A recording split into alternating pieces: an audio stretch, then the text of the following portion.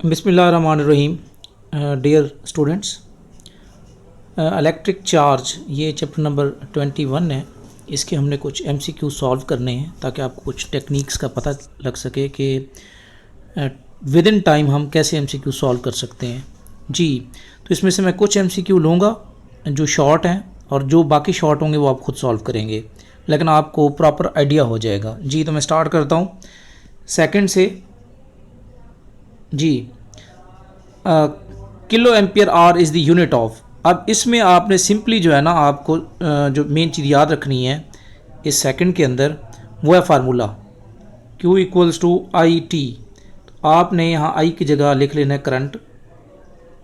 Current और time की जगह लिख लेना है टाइम भी लिख सकते हैं या सेकंड्स भी। आप देखेंगे करंट और सेकंड कहाँ पे आता है, तो ये भी नहीं हो सकता जी।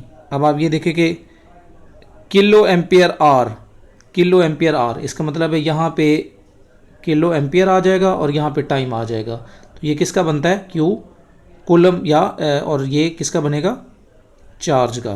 तो ये आपको नज़र आ रहा है।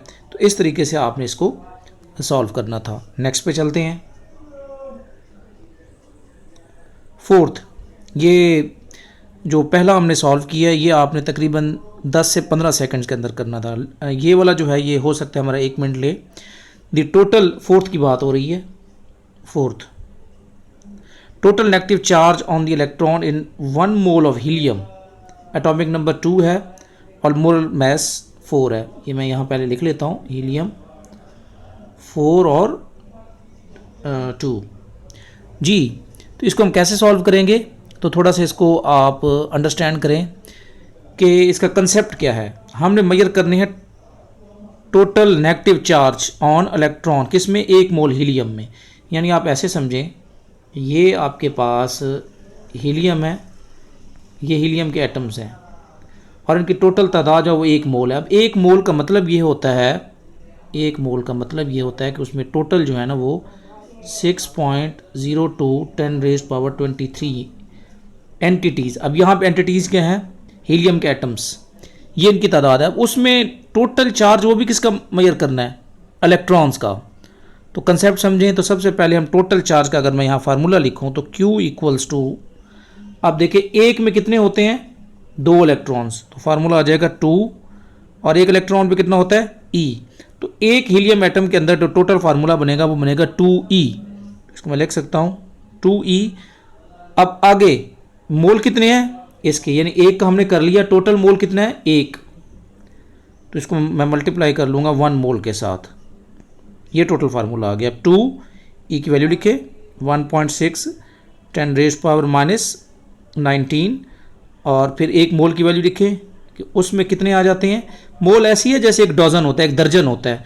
मोल के कंसेप्ट के लिए मेरा एक लेक्चर मौजूद है, वो भी आप देख सकते हैं। यानी 6.02 10⁻23 एटम्स, क्योंकि यहाँ एटम्स की बात हो रही है। इन सबको आप मल्टीप्लाई करें। अब मल्टीप्लिकेशन के अंदर भी स्टूडेंट जो ना थोड़े से कंफ्यूज हो जाते हैं कि हम कैसे इसको सॉल्व करें कि आंसर तक, थोड़ा सा ना होल वैल्यू ले लिया करें। पहले तो इनको सॉल्व कर लें, इनको आप सॉल्व कर लें। अगर इनको आप सॉल्व करेंगे तो आपका काफ़ी हद तक जो मसला है ना वो हल हो जाएगा। ये देख लें 2 और 1.6, इसको मल्टीप्लाई करें तो ये बन जाएगा 3.2 10⁻⁴ यहाँ से आ जाएगा और यहाँ से इसको 6 ले लें आप। तो 6 को 3 से ज़रब दें तो तकरीबन 18 समथिंग, 18 10⁻⁴ ये आंसर आ गया। 18 10⁻⁴, या तो ये आंसर होगा या फिर होगा 1 समथिंग 1.8 समथिंग 10⁻⁵, ये इसका आंसर है। 1.8 समथिंग 10⁻⁵, इसको होल वैल्यू में हमने लिया है। तो चेक करते हैं हम, 1.8 समथिंग 10⁻⁵, ये देख लें ये सी ऑप्शन है। इसका जो ऑप्शन आएगा वो क्या आएगा, सी। और इसको सॉल्व करने में जो आपका टाइम लगा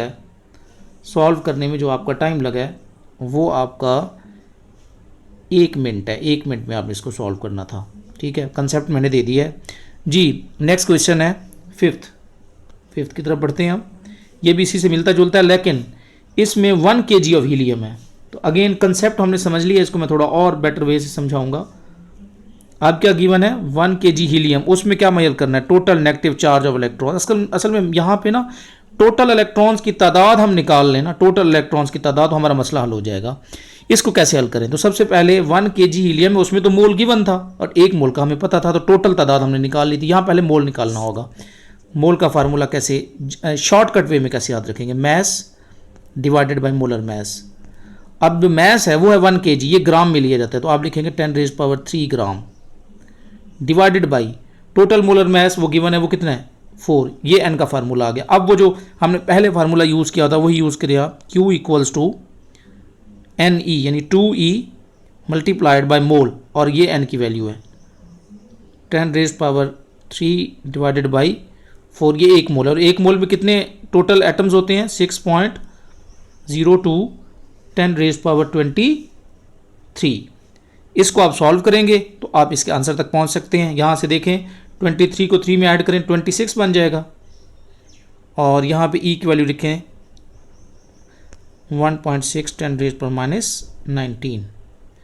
ठीक है, 26 में से 19 निकाल लें, यहाँ पे मैं आंसर लिख रहा हूँ 10⁻7, ये आ गया। अब इसको सॉल्व करें, ये आ गया 2 यहाँ पे, ठीक है, ये 2 आ गया।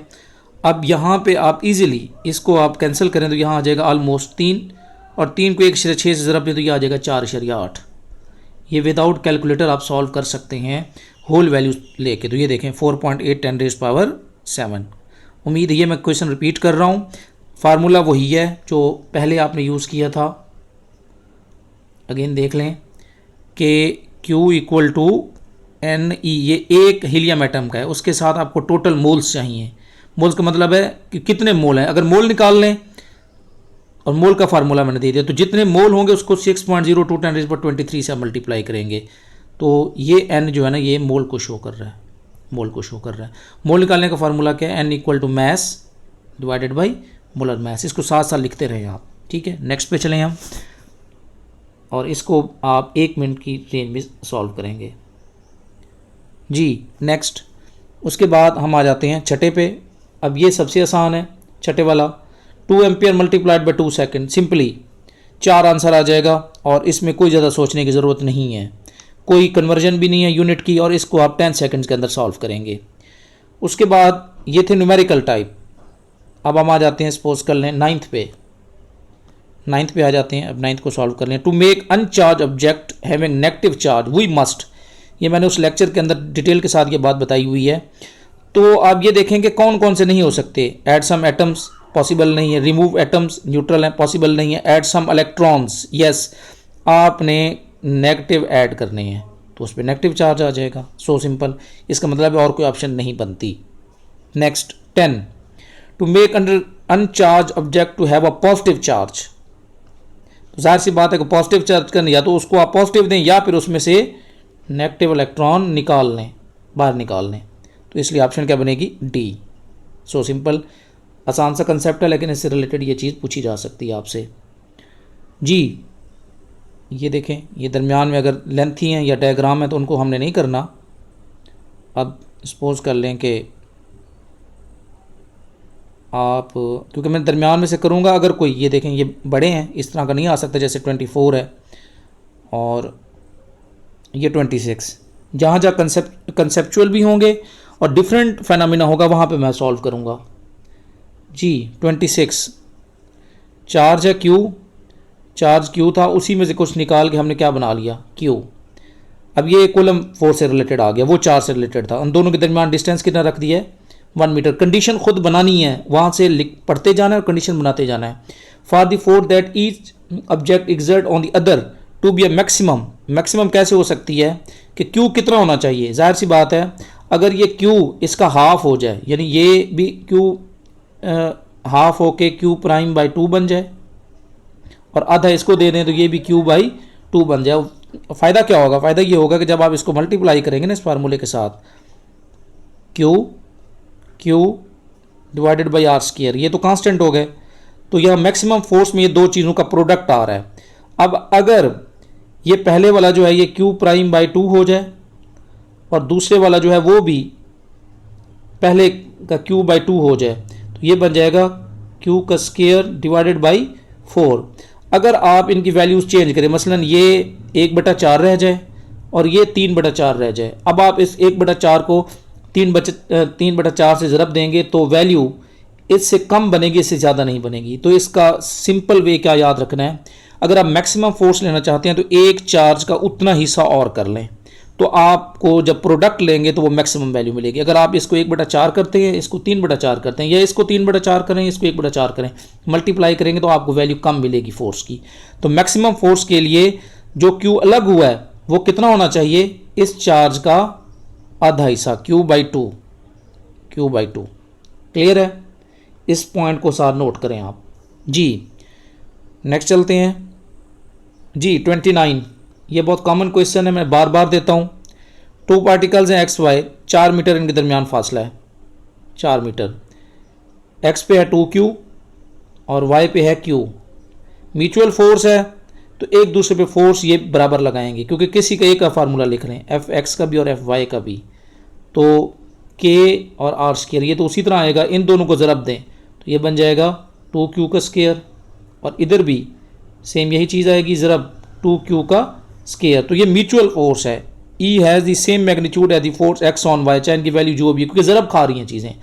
तो इस तरह आपको वैल्यू डिफरेंट एक पूछा जा सकता है कि X Y पे कितनी लगा रहे हैं और Y X पे, तो आप क्या बताएंगे, सेम फोर्स लग रही है जी। नेक्स्ट उसके बाद है 30, यूनिट ऑफ 1/4πε0। बेसिकली ये K के बारे में पूछा गया है। तो K का फार्मूला आपको पता ही है, F = K/Q²/R²। तो यहाँ से K को अलग कर लें तो आपको यहाँ से इसका D मिल जाएगा, न्यूटन मीटर स्क्वायर पर कूलम स्क्वायर। सो सिंपल जी। नेक्स्ट उसके बाद है 31। 31 जो है, अब इसमें डायरेक्शन भी साथ इन्वॉल्व है, तो ऐसा भी आपको लाजमी आना चाहिए। फोर्स गिवन है, चार्ज गिवन है और उसके दरमियान डिस्टेंस भी गिवन है। तो सिंपल आप फोर्स पहले मेजर करें। K की वैल्यू आपको पता होगी, 9 10 की ताकत 9, ये वैसे याद रखनी चाहिए आपको। एक है 5, डायरेक्ट ज़रब दे दें, लिखने की बजाय डायरेक्ट ज़रब दे दें, क्योंकि हमने इसको मिनिमम टाइम में सॉल्व करना है। 5 को 2 से ज़रब दें तो आपके पास 5 को 2 से ज़रब देंगे तो 10 आ जाएगा, -10 आ गया यहाँ पे। डिवाइडेड भी R का स्क्वायर 100, तो इस 0 से ये 0 कैंसिल हो जाएगा, इससे यहाँ पे 8 आ जाएगा। 9 10 की ताकत 8, ये तो इसका आंसर आ गया। ठीक है, electrostatic force on the positive charge जी, तो टूवर्ड्स दी नेगेटिव चार्ज, यानी ये पॉजिटिव है, ये नेगेटिव है, एक दूसरे पे ये इस पे फोर्स लगाएगा और ये इस पे फोर्स लगाएगा, इसलिए वैल्यू ये रहेगी 9 10⁸ towards the negative charge A। Direction भी बतानी है और साथ वैल्यू भी बतानी है। इसको भी आप 1 मिनट के अंदर सॉल्व करेंगे, 1 मिनट, टाइम नोट करते जाएं साथ साथ जी। नेक्स्ट 32, 2 आइडेंटिकल चार्जेस है, 20 मीटर अपार्ट, फोर्स गिवन है, न्यूमेरिकल टाइप है, value of the other charge जी, value of the other charge. Q² की बात हो रही है यहाँ पे, तो वहाँ से आप Q निकाल लेंगे। फार्मूला क्या यूज़ होगा जी, फोर्स गिवन है F = K की वैल्यू डायरेक्ट पुट कर दें ताकि हम टाइम बचा लें। Q का स्क्वायर जो आपने मेजर करना है, ये दोनों एक ही तरह के है ना, डिवाइडेड बाई R² की जगह क्या आएगा, 4 आ जाएगा। तो यहाँ से आप मेजर करेंगे तो C की वैल्यू आपको कितनी मिलेगी, Q यहाँ से निकालना है, तो C की वैल्यू मिलेगी 4.2 10⁻⁵। तो ये आप इसको सॉल्व करेंगे और F की जगह आपने पुट करना है 4, क्योंकि 4 से 4 कैंसिल हो जाएगा। तो इस वे से आप इसको सॉल्व करेंगे। 4.2 ये क्योंकि बटे में चला जाएगा, Q², यानी Q² = 1/9 10⁻⁹। ठीक है, तो इसको भी आपने 1 मिनट में सॉल्व करना है जी। तो ये था चार्ज से रिलेटेड। अब नेक्स्ट पे आते हैं हम।